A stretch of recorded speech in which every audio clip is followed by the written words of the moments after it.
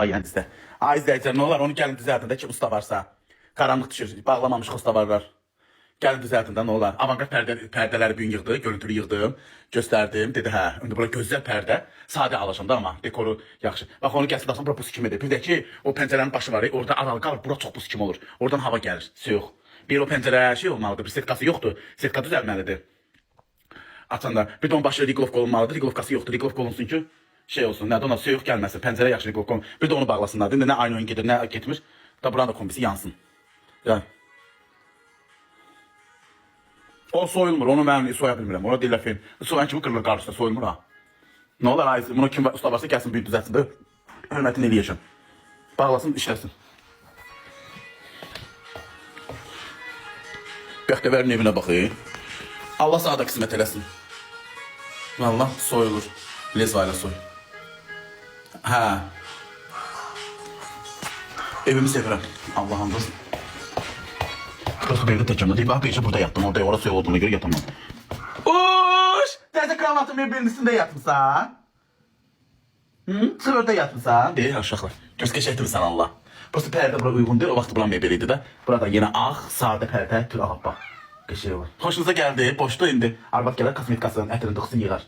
Sen Allah beğendiniz mi? Burada yattım. Ama polis dedi. Buna radyatör işləyir değil. Gözəldi nə deyil? Gözəldi nə deyil? Fıstırıq mələkə deyil. Hamısı sizlərə görə eləmişim. Mən yoxsa kim idim? Sağ ol. İndi gəlin deyirsiniz ki, qoy gəlin özü gətirsin. Gəlin məndən zövqlüdür. Gəlin belə qəşəng Belarusiya mebel. Görsən axırı ki dedim Belarusiya kim gəldi? Mən özüm aldım Belarusiya mebelin. Bu dəqiqə dəbdə olan, modda olan ən orijinal şey Belarusiyanın mebelidir. Ondakı aldım. Hardan aldın? Kreditə. Neçəyə aldın? Bahadır Belarusiyanın mebeli. Türkünkü kimi zat, Rusun kimi deyil. Belarusiya mebeli maraqlanan Belarus mebeli çox bahadır. Eləyəcəm. Xeyirli olsun. Çox sağ ol sizlərə görə. Mən sizlərə görə mən olmuşum. Dur oradan tüyür, düşün ora töymə. Pakırvalım nə tərdi? İçi boş deyil, heç nə yox da paltarsa deyim. O birisi şivanları yığmışam deyil oradakına. Gel, düş gel.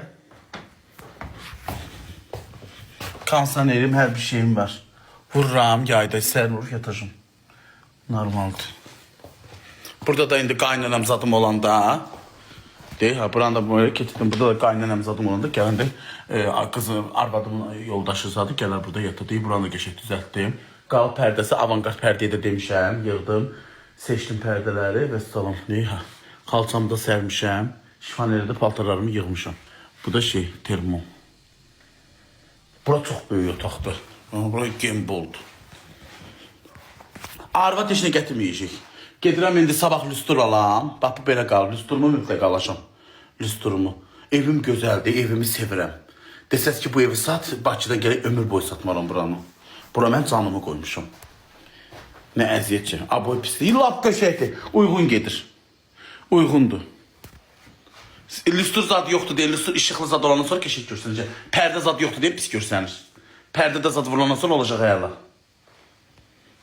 Dünən burada yattım, üşüdüm, öldüm. Çünki o pəncərənin yuxarısına baxıram, hava gəlir. Aralıdır biraz. Riglovka olunmalıdır. Bir də radyatör qursun ki, burada qızsın. Orada ma kimdə təbii gül varsa versin də, bax ora şey, güldan qoymuşam 2 dənə. Gördünüz?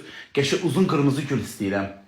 Ya gedib alaram. Qəşək qoy, qəşək olsun. Dinamiki bunu oradan qoymuşam. Salam. Gəlsin bunu da usta tapsın, düzəltsin, taxaq. İşığı çünki keçmək olmur burada. Gecə gündüz yanılı qalır. Bunu da düzəltdirim və salam. Tarixini istəmirəm.